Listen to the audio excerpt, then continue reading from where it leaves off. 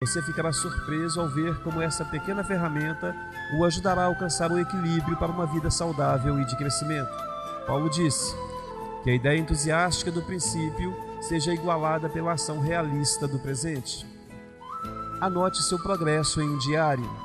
A melhor forma de consolidar seu progresso no cumprimento dos propósitos de Deus para a sua vida é manter um diário espiritual. Não se trata do registro de acontecimentos, mas de lições de vida que você não gostaria de esquecer.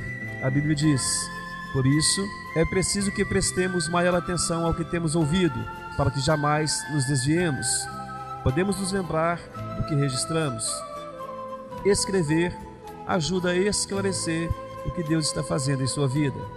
Davidson Trutman costumava dizer: os pensamentos se desembaraçam quando passam pelos nossos dedos. A Bíblia traz vários exemplos em que Deus manda as pessoas manterem um diário espiritual. Ela diz: conforme a orientação do Senhor, Moisés manteve um registro de seu progresso. Não lhe deixa contente o fato de Moisés ter obedecido a orientação de Deus de registrar a jornada espiritual de Israel? Se ele fosse preguiçoso, nos seriam subtraídas as poderosas lições de vida presentes no livro de Êxodo. Embora seja improvável que seu diário espiritual seja tão amplamente lido como o de Moisés, ele ainda é importante. A Nova Versão Internacional diz: por ordem do Senhor, Moisés registrou as etapas da jornada deles. Sua vida é uma jornada, e uma jornada merece um diário.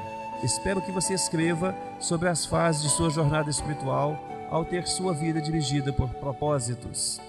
Não anote apenas o que for agradável, tal como fez Davi. Registre suas dúvidas, temores e lutas com Deus. Nossas maiores lições vêm do sofrimento, e a Bíblia diz que Deus mantém um registro de nossas lágrimas. Sempre que ocorrer um problema, lembre-se de que Deus os utiliza para cumprir todos os 5 propósitos para a sua vida.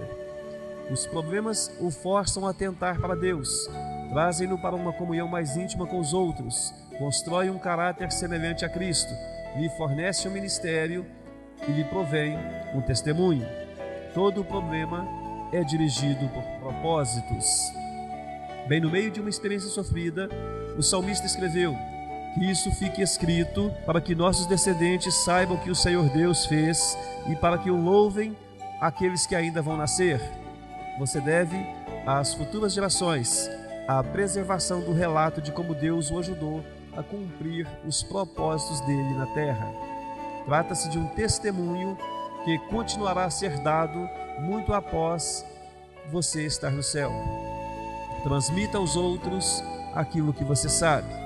Se você quer continuar crescendo, a melhor forma de aprender mais é transmitir o que já aprendeu. O livro de Provérbios diz: quem abençoa os outros é abundantemente abençoado. Os que ajudam os outros serão ajudados. Aqueles que passam adiante suas percepções obtêm ainda mais de Deus.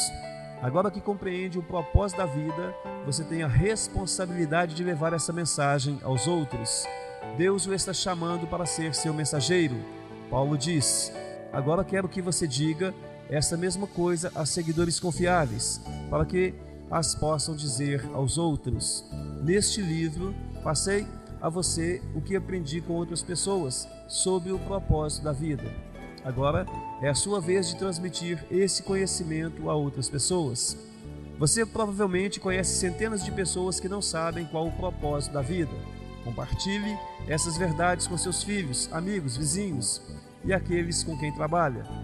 Se você der um DVD ou mesmo um livro a um amigo, adicione um bilhete pessoal na página de dedicatória. Quanto mais você sabe, mais Deus espera que você use. Quanto mais você sabe, mais Deus espera que você use tal conhecimento para ajudar os outros. Tiago diz: quem sabe que deve fazer o bem e não o faz, comete pecado. O conhecimento aumenta a responsabilidade. Porém, transmitir o propósito da vida é mais do que uma obrigação. É um dos grandes privilégios da vida. Imagine como o mundo seria diferente se todos conhecessem seu propósito. Paulo diz: se você transmitir essas instruções aos irmãos, será um bom ministro de Cristo Jesus. Tudo se dedica à glória de Deus. O motivo pelo qual transmitimos o que aprendemos é a glória de Deus e o crescimento do seu reino. Na noite anterior à crucificação, Jesus disse ao Pai: Eu te glorifiquei na terra, completando a obra que me deste para fazer. Quando Jesus orou com essas palavras, ainda não tinha morrido por nossos pecados. Então, que obra ele havia completado? Nesse caso, ele estava se referindo a algo distinto da expiação. A resposta está no que ele disse nos 20 versículos seguintes de sua oração. Jesus disse ao Pai o que havia feito nos últimos 3 anos, a preparação dos discípulos para viver para os propósitos de Deus. Ele os ajudou a conhecer e amar a Deus, que é adorar. Ensinou a amarem uns aos outros, que é comunhão. Deu-lhes a palavra para que amadurecessem, isto é, discipulado. Mostrou-lhes como servir, ministério, e enviou-os a levar o evangelho aos outros, missão ou evangelismo. Jesus foi o exemplo de uma vida dirigida por propósitos e também ensinou aos outros como vivê-la. Essa foi a obra que glorificou a Deus. Hoje em dia, Deus chama a cada um de nós para realizarmos a mesma obra. Ele não quer apenas que vivamos os seus propósitos, mas que ajudemos outras pessoas a fazer o mesmo. Deus quer que apresentemos Cristo às pessoas, trazendo-as para a comunhão, ajudando-as a amadurecer e a descobrir como servir, e então que tornemos a enviá-las para que mais pessoas sejam alcançadas. É disso que se trata uma vida dirigida por propósitos. Independentemente de sua idade, o resto de sua vida pode ser a melhor parte dela, e que você pode começar hoje a viver com propósitos. 39º dia, pensando sobre meu propósito. Um tema para reflexão. Bem-aventurados sejam os equilibrados. Memorize esse versículo.